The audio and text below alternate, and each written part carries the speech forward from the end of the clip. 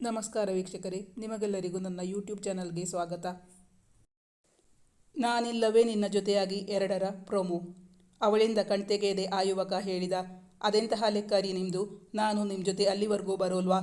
ಎಲ್ಲಿ ಕಲಿತಿದ್ದು ಈ ಲೆಕ್ಕಗಳನ್ನು? ನೀವು ಯಾವುದಾದ್ರೂ ಕಂಪನಿಯಲ್ಲಿ ಅಕೌಂಟೆಂಟ್ ಕೆಲಸ ಮಾಡಿದರೆ ಆ ಕಂಪನಿ ಲಾಸ್ ಆಗೋದಂತೂ ಖಂಡಿತ. ಅವನು ಬೇಕೆಂದೇ ಅವಳನ್ನು ಕೀಟಲೆ ಮಾಡಿ ನಕ್ಕ. ನೀವು ಯಾವುದಾದ್ರೂ ಬ್ಯಾಂಕ್ ಎಕ್ಸಾಮ್ ಬರೆದಿದ್ದೀರಾ? ಆ ಯುವಕ ಅವನಿಯನ್ನು ಪ್ರಶ್ನಿಸಿದ್ದ.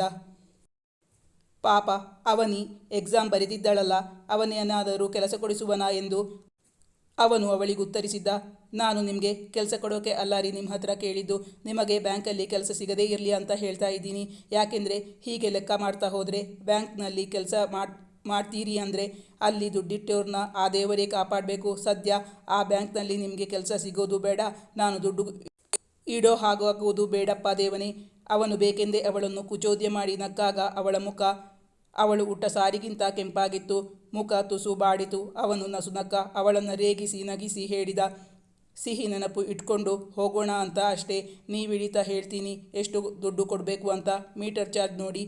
ಅವನ ಕಣ್ಣುಗಳು ಅವಳ ಕೈಯಲ್ಲಿದ್ದ ಚಿನ್ನದ ಬ್ರೇಸ್ಲೆಟ್, ಪುಟ್ಟ ವಾಚ್ನತ್ತ ಹೋಯಿತು. ಬೆರಳುಗಳಿಗೆ ಹಚ್ಚಿದ್ದ ನೈಲ್ ಪಾಲಿಷ್ನನ್ನು ನೋಡಿ ಪರವಾಗಿಲ್ಲ ಹುಡುಗಿ ರಸಿಕಳು ಎಂದುಕೊಂಡ ಆ ಯುವಕ.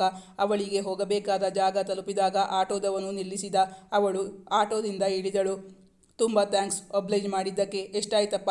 ರಿಕ್ಷಾದವನನ್ನು ಕೇಳಿದಾಗ ಆ ಯುವಕ ಆಟೋದವನನ್ನು ತಡೆದನು.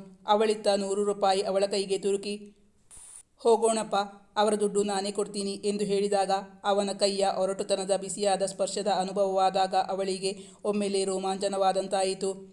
ಆ ದುಡ್ಡು ಅವನಿಗೆ ಹಿಂದಿರುಗಿಸಲು ಸಾಧ್ಯವೇ ಆಗಲಿಲ್ಲ.